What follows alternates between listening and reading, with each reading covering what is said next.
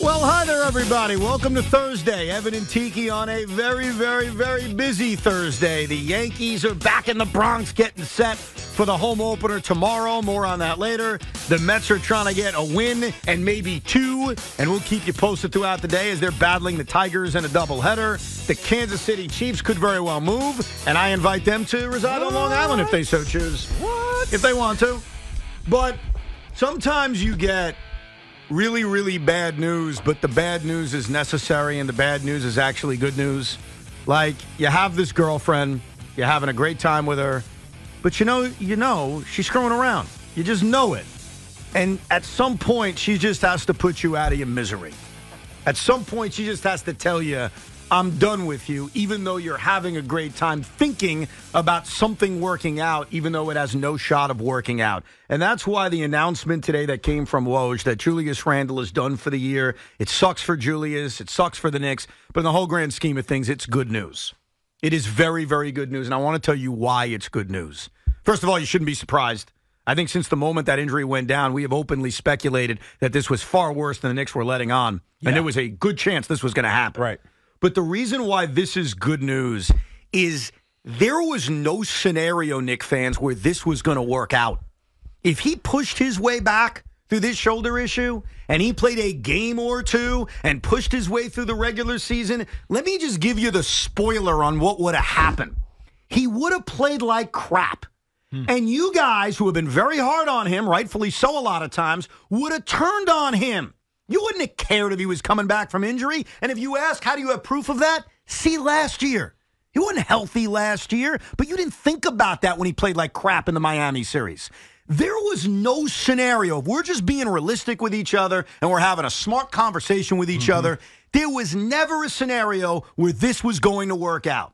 So him being ruled out for the season, Tiki, is the best thing that could have ever happened to you guys as Knicks fans, to Julius Randle, and the Knicks as a whole. Well, I mean, I wonder what changed. That's the only thing. I'm not disagreeing with you because I do believe that getting the surgery is something that felt inevitable, even if he did come back and play this season. So if he plays and helps him into the postseason or does whatever in the postseason, that at some point he was going to require surgery. So then next season gets compromised. And I think in the back of Knick fans' minds, they're like holding out hope that this team could get right to win a championship in a season that feels like it's open. Now, obviously, Boston start playing great, and the Oklahoma City Thunder in the West and the Denver Nuggets, we all know what their strength is and how daunting of a challenge it was. But it still felt like, well, maybe if we get hot, and especially if Julius Randle comes back, then maybe, just maybe, with all of these like ancillary pieces now, the Deuces McBrides of the worlds and the iHearts and the Mitch back, all those guys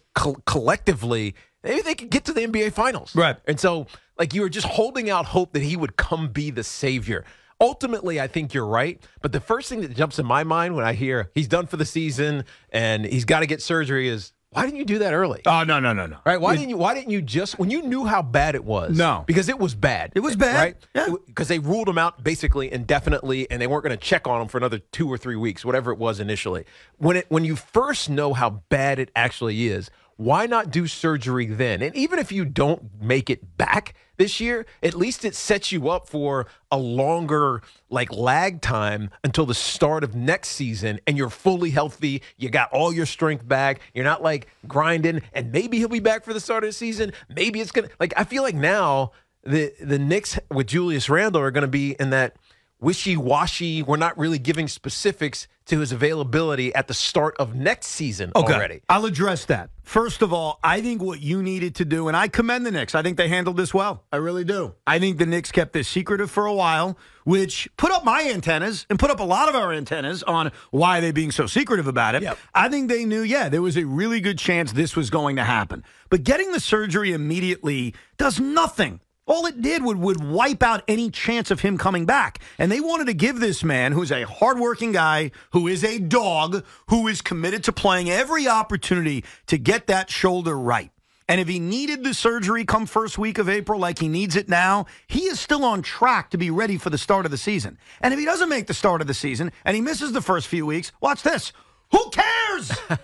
It's the NBA. It's not that big of a deal. Yeah, but you can't tell a Knicks fan next year if Julius Randle's not available at the start of the season that all's going to be okay. No, but what I would say is you were better off waiting for that remote possibility of him getting back on the court. The problem is a miraculous healer. Right, a miraculous. But here's the problem. I always brought up March 15th. And the reason I brought that up was not just because the schedule was getting tougher, but it was because there would be a month between then and the postseason, which means maybe Julius Randle could be Julius Randle, could be regular season Julius Randle. And then we could have these fun debates, and they are fun. This is not fun. Guys getting hurt sucks, dude. I don't care how much of a Knick hater I am. I don't enjoy this kind of garbage. I don't want guys to get hurt. I never do. But if he came back in March, you at least have a month for Julius to get right, for Julius to be Julius. And then we could find out, hey, could Julius Randle change the narrative about who he is in the postseason? If he was going to come back the way Knick fans were dreaming and the way we were talking about it over the last few weeks of him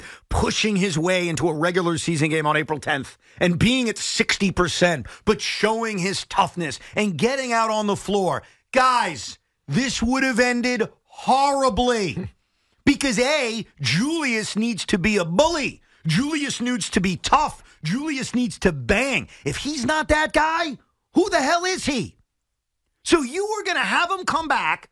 Yay, he showed his toughness. And then what? He was going to struggle. Yeah. And let me tell you what Knick fans would have done when Julius Randle struggled after 2 days of giving him credit for showing fight and coming back. We commend him. He's a dog. After 2 days, you would have turned on his ass like you have every year in the postseason. And I'm not telling you you guys are wrong. I'm not saying you should just be happy. No, you'd be annoyed. And that's why the Knicks, their fans, and even Julius himself needed this. They needed to be put out of their misery. Now, I'm not telling you your season's over. We'll get into that a little bit later on. I'm just telling you this needed to be over. Because let's not forget your relationship, all of you, with Julius Randle. It is the most love-hate Ross-Rachel relationship I have ever seen in New York sports. And if he came back and he struggled against Orlando and he struggled against Boston, don't lie to yourself. Don't lie to me. You would have turned on him. And that was the only way this was going to go. This was going to go bad. If you didn't have a fully healthy Julius Randle with time to ramp up and come back and be the guy he was when he was having a great regular season, this was built to fail. So this announcement, A, should not be a shock. Yes, you should feel bad for him. Yes, you can do the woe is me thing. I do it all the time. But understand, this is what's best. Because it was never going to work otherwise, T. And by the way, I'm not disagreeing that this is not best because ultimately the Knicks got better with him out. And I don't mean they're a better team with not him being on the court, but the guys who weren't getting playing time, who weren't being relied upon, have now developed into reliable pieces, right? Like the Miles McBride is a perfect example, or even Josh Hart getting a ton of minutes, in some of those games where he's playing the entire game where he could defend and also shoot and score. Right? All of that stuff only happened because Julius Randle was out. So you're right in that regard. So even if he did try to come back and he's unavailable, then at least the team feels like, all right, we're okay, right? We have pieces that have developed into reliable, trustworthy pieces of players for Tibbs, which we knew wasn't going to happen if they didn't get to playing time in the regular season. So all in all, it's all good. But at the same time, you're going to miss him. Of course. Right? Of course. We never got to see this full team in action. And that sucks, man. He's a presence that maybe is frustrating because especially what happens in the postseason, but he is an important piece of what this Knicks team is trying to do, and he's not there now. But you were never getting that piece. That's the truth. When it got to mid-March, and it got to late March, and it got to the first week of April, we all knew, even if you didn't want to admit it, it wasn't happening. Like, even if he came back, he was going to be a shell of his former self. And look, OG Anunoby coming back, and hopefully he does. But if OG Anunoby comes back and he's 57% of what he normally is, and he's not the same guy, in a weird way, you can live with that more. Because I think a lot of what OG can do can be things without hitting 52% from the field and 38% from three. Yeah. He's so good defensively that he can still help your team, even if he's not at 70 or 80%. The other thing he doesn't have is the baggage. Julius Randle comes with baggage that right now you're forgetting about. And it wouldn't have been fair to him. And it wouldn't have been fair to the Knicks. Baggage, you mean postseason, lack of postseason success. Like, I have never met a fan base in this town with more amnesia towards a player than Knicks fans have with Julius Randle. You hate him, you love him, you hate him, you love him. And I get it, man. I understand it, because there are moments where how can you not love Julius Randle? And then there are moments where you curse him out. And let's not forget, last May, most of this city wanted this guy's ass traded. That's what you wanted. And you know a part of the reason why he struggled last year? No one wants to admit it, but let's just admit it. He was hurt. He wasn't healthy. You think he was going to be healthy this season? This was the biggest, just put us out of our misery piece of news that Knicks fans needed. Now, the adjustment you all have to make, and this is up to you, and we'll hear from you, especially top of the show, 877-337-6666, is we're no longer talking about what ifs. We're no longer talking about if this guy comes back or that guy comes back. What are they now to you? Is this a team that can get to an NBA Finals? Is this a team that can give Boston a scare? Has this changed your expectations about this team? Because for the last few weeks and months, I think a lot of Knicks fans have still had that working thought of, what if Julius comes back? What if Julius is Julius? Yeah. What if regular season Julius is playoff? And by the way, now you don't have it. And by the way, but that was exactly what it this is why it feels like a letdown. Because it was, okay, we're really good now. We've maintained, we've sustained, where we're sitting in the standings, even though they fall into 5 over the, instead of the 4 seed right now. Not that matters except for the home game, but you managed it. Like, you managed to weather this storm, and there was just this. But Julius is coming back, right? And it's only going to get better than what it is right now. And now it's like a letdown. It's just like a little letdown that he's not going to be available for this season. It's a letdown, but I think we were living in a fantasy for weeks. That he was going to be available and the same. Available and effective. Like, that's the thing. Like, was he ever going to be effective? You're probably right. And I think part of this is we just didn't know. Like, you just didn't know. Like, there was no updates. At least there were updates on OG. There were no updates on Julius Randle. There was no, well, he's doing this and he's doing some simulated game action. There was none of that with Julius Randle. And so it was left to our imagination, right? When there's a void of information, it gets left to your imagination. And in our imaginations, you're saying, well, I think he's going to be fine because he's tough as hell, right? This is Julius Randle. He's going to give it all because he knows how much this means. And look at the development of the team when he's been gone. Now he's going to come back and be our savior in a sense, or at least postseason savior. He's going to be rested, fresh legs, all these other things. And then it's just going, okay, never mind. That's it. It's over. I think sometimes we live in a fantasy world. Of course it's fantasy. And listen, I lived this world once. I'll tell you a quick story. It'll take 10 seconds where I know from experience. James Harden. He pulled his hamstring. He was done. And then he gave us the superstar act of, I'm going to fight back. And I'll never forget that night when he went from out to questionable to maybe to probable to yes. And you know what? I appreciate that he went out there. But guess what? He sucked. No, let's real. No, you're right. He sucked. You're right. So, Knicks fans, yes, it would have been awesome. That roar at Madison Square Garden for Game 1 or Game 3 of the playoffs with Julius being announced would have been badass. And he's a dog, and he battled, and it's great, and you feel good for him. And all that's true, and it's such a good, warm feeling until the ball starts bouncing. And then what happens? And then what? And all of you know this. It wasn't going to work. You're better off this way. Yeah. The only thing that now worries you as a Knicks fan, as a Knicks, just an IBO that you like to be, is where's the scoring going to come from? Because we saw it against the Miami Heat. The Knicks played pretty well. And the only player who didn't live up to his average was Jaylen Brunson, right? Jaylen Brunson just had an off night. It sucks. Sometimes you have off nights. He had an off night. Instead of scoring 35 to 40, he scored 20 or whatever it was, 22, whatever it was. And that delta, that 15-point difference, that was the game. I agree. Right? They don't win. I understand. So now Jaylen Brunson is got to be the superstar. Yes. Not even like yes. the star, and he's got a good supporting cast. Yes. But he's got to be like the uber star for them to have any shot in the postseason. And we hope so, right? Yeah, I hope that Jaylen Brunson does that. But you also know that there's a chance that he doesn't. No, I get it. And without Julius Randle, like, you just don't have that other like lean on scorer. Well, I think where they've really missed him, and they've missed him. Don't misconstrue me not saying they've missed Julius Randle. They were just never getting that Julius Randle back.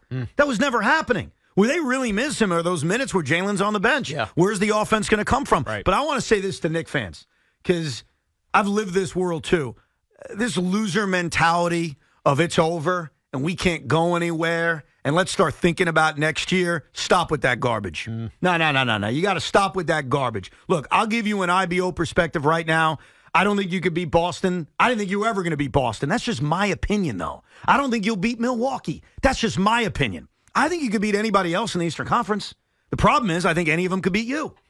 I think you could beat Indiana. I think Indiana could beat you. I think you could beat Orlando. I think Orlando can beat you.